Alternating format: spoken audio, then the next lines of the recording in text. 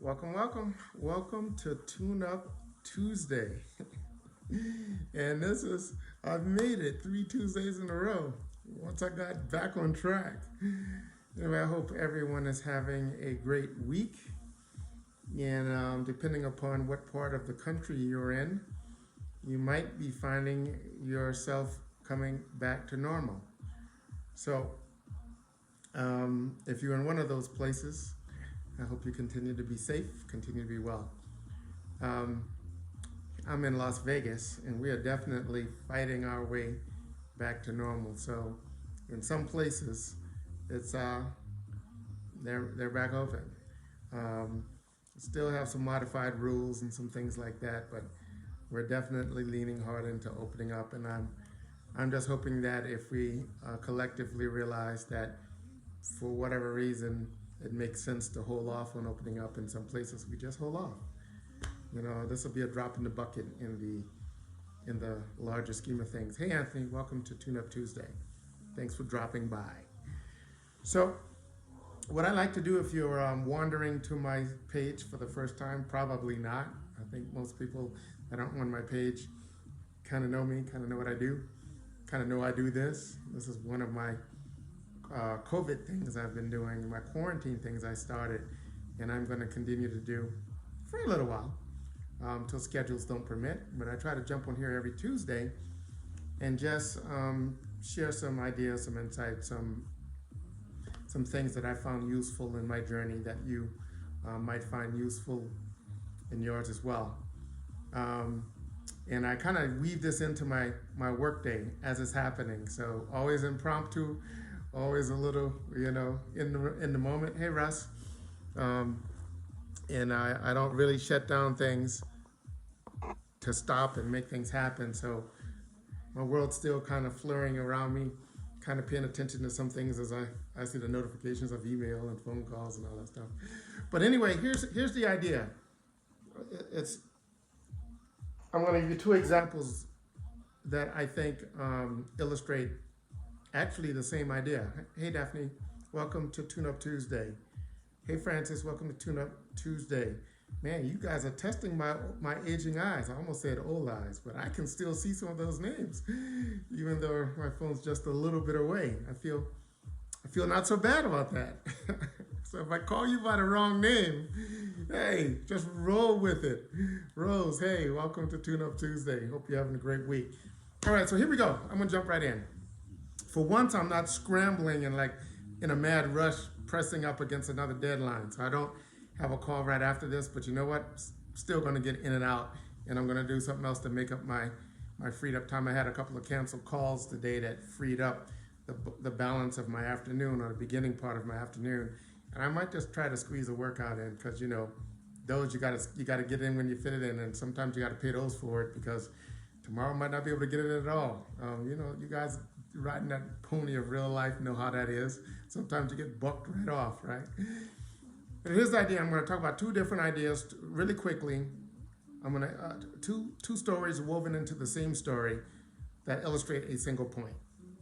So, and I'm calling this mashup the fifth person at the race and the seventh sense. It's really about my idea that I talk about called the seventh sense, and how I think that to be the most powerful sense we have as humans. Hey Ruby, future champ. Hey champion, how are you? Welcome to Tune Up Tuesday. So I'm going to try to help you walk away from this quick little Tune Up Tuesday with the idea of the seventh sense and how it might apply in your life, fully your own, fully something you have and you take with you, and hopefully you can make it useful in what it is you're trying to become, what it is you're trying to do, whether it's launch a business, get a promotion, become champion, start a new project, get a new skill set, doesn't matter. What I'm going to talk about applies to all of the above. So here's the idea. I want you to imagine that we're at a racetrack, and what we want to be in life is this race car driver, right? That's what we want. We want the rush of the road. We want the thrill, the excitement. We want the speed. We want even some of us wants the focus of attention, that adulation that comes along with that. We want some of us want the fans that come along with that. Some of us wants just that display of skill set, blah, blah, blah. But we're at a racetrack, and there is a thing at the racetrack called the race car driver. But there are some people that say they want to be the driver that get sidetracked along their path, and they are the pit boss. The pit boss is the person that's managing all the stuff that has to happen for that race car driver to perform, for that race car driver to even step into the car. For any of it to happen, somebody has to kind of herd the cats, if you will, right? And some people get sidetracked on their way, and they get stuck at being the pit boss. And then that's person number two. So person number one is the race car driver. Person number two is the pit boss. Person number three is one of the many mechanics that works with the pit boss. And they have specialized, hyper-specialized talent. There's somebody that specializes in the tires and changing the tires. There's somebody else that specializes in the brakes and understanding all that stuff. And hey, Nicholas, welcome to Tune Up Tuesday. That's person number three. Person number four is the raving, screaming fans in the stand. They're like, oh my God, they're screaming for the cars. They know all the stuff about the cars, right? They know all the stuff about all the race car drivers. They know their history, their performance, all this stuff. They're professionals. Every one of these people, I'm telling you, has deep and focused attention on their slice of the pie that I'm describing. So in the fan is no different. The fan has made the adjustment in their life to be able to get to the race, to get to the good seat. They are tailgating, they're watching their brands, they're making predictions as to who's going to do what, all of that good stuff, right? And then we come to person number five. Person number five is the person that's on their way to the race event. They have yet to determine or make a decision which one of those people they will be. The driver, the pit boss, the mechanic, the fan in the stands, right? Now, let's just say that that person also wants to become or says that they want to be the race car driver. So now we're going to talk about the seventh sense, because the seventh sense, in my opinion, is the single most determinant factor as to whether or not this person on their way to the race in life, we know the race is a metaphor, right? But on their way to that, what's going to determine whether or not they ever sit in that car and shift the gears as a driver. And it's what I call the seventh sense. So by seventh sense, I actually mean human sense. We all know that we have five biological senses, right? Sight, smelling, taste, hearing, and touch, right?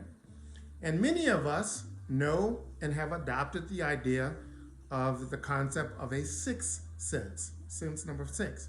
And that's intuition or gut feeling. There's a lot of science out there actually supporting that as being a real phenomenon, a real physical phenomenon. It's not just stuff we talk about. If you've ever read the book Blink, I think it is, Malcolm Gladwell, I think is the author. And in that book, he talks about this idea called thin slicing, where we take, whereas humans in our brain and all the stuff, we can take very little bit of information but make incredibly accurate predictions, almost magical-like predictions. And a lot of what we call our default explanation as being our intuition is actually that. It's real physical biology and neurology and all those things working at a hyper speed so fast that we don't think it's a physical thing. We think it's something intangible, metaphysical. And it's, in many cases, it's not. Since I'm on that tangent, did you know that they can now clock the speed of thought, right? They can tell how long it takes from a thought to create muscle movement, right? For you to think to move your hand and for your hand to move. Did you realize that they can now clock that speed? And they know what fraction of a second it takes for that to happen. But did you also know that once they know how long it takes for your brain to say move, you may be interested to know that if you clock the time it takes for somebody pitching a baseball, the ball gets to the pitcher, to the catcher, faster than your brain can tell you to move to hit the bat. So how do you hit a ball? Let's decide something to make you ponder, because we hit a ball, right? And it largely built on our ability to do these accurate predictions I'm talking about. We predict where the ball is going to be, and we do it hyper fast. But anyway, so the sixth sense is intuition. The seventh sense that I want to talk about, hey, Jeremy, one-man band and poker extraordinaire player. So the seventh sense, and I found this, I came about this idea just experientially. So what I've witnessed by watching people go from unknown artists to becoming famous artists, from going unknown athletes to be notable athletes or famous athletes, from being non-participants to being contenders or champions. In the military, I saw this idea as well, that people that were going to walk in off the street, a civilian, and walk out of the Marine Corps machinery, leading Marines in battle. I just saw this idea over and over and over and over. So I gave this idea a name, and I called this idea the seventh sense. And what I'm talking about is more of a play on words, but you needed to go through the six senses to get you here. And what I'm talking about is your sense of destiny. Your sense of destiny.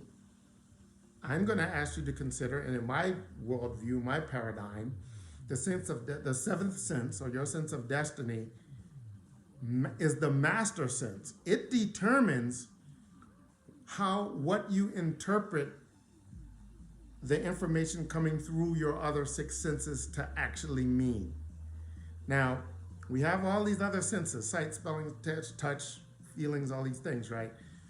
But in my opinion, what I've come to believe is that what our seventh sense dictates is what we think the sensory input means, what we think it means when we see something, what we think it means when we hear something, what we think it means when we feel something, sixth sense, right? What we think that means. And the reason why I think the seventh sense is so important, because what we think those things means largely determines what we do. Not the individual sensory stimulation itself, the meaning. What we think it means determines what we do. So, I've saw it, and I've seen this throughout my life. People that became great leaders always knew they always thought they were supposed to become great leaders. One of my friends in college, Darius, right? There's no question in my mind when I met Darius was Hootie and the Blowfish Hootie, right? But when I met him in college, and he was also in the Air Force ROTC, and I remember when he quit Air Force ROTC to pursue the music thing, and how much crap people gave him about making this crazy decision to leave this structured path to a career to do this unstructured, highly unlikely pursuit of being a musical artist. But if you met those guys, all of them actually, the whole band, they were very humble and non-assuming, but they had no question they were going to be, they were going to be artists out there performing for people around the world. And sure enough, but that's how you see it in athletes all the time. When you hear the athlete's backstory of how they came up, Michael Jordan, you name it. All these people have this backstory where they came to believe that their station in future life, that their rightful place in this life was this great place in life. And because they had this seventh sense, this sense of destiny, that allowed them to interpret what was going on in their circumstances completely different than the people around them. It made them, overcome the feeling of not wanting to train and going to train anyway. It made them overcome the fear of dealing with something because they knew they had to deal with this fear because their destiny was to be this thing. They knew they had to make time. They knew they had to do all these different things, right? It became the uber explanation as to why they did all the little things they had to do to actually make that vision of themselves come to pass. The seventh sense. So, back to I'm combining two ideas to help you remember this. Remember the 5 people at the race. Remember, we're saying we want to be a race car driver, but we get caught up in our decision making that lends us and leads us to becoming the pit boss or the mechanic or the person in the stand. But the difference between all of those people, at one point, they were all just a person that hadn't arrived at the race of life, right? Hadn't done that yet.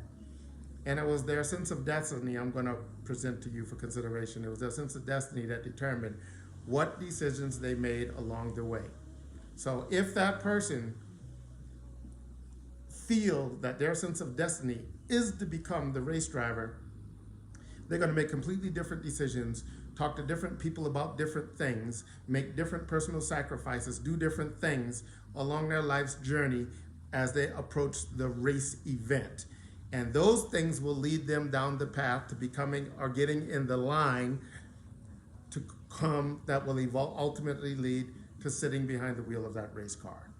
Other people will make different decisions that take them to different stations in our life.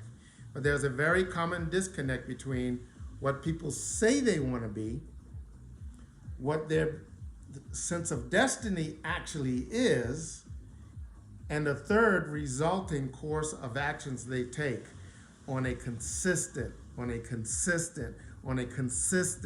repeating basis.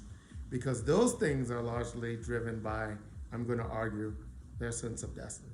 So my question for you as I wrap up this Tune-Up Tuesday, what is your sense of destiny? And here's the secret trick question for those of you that says, well, I don't really have one.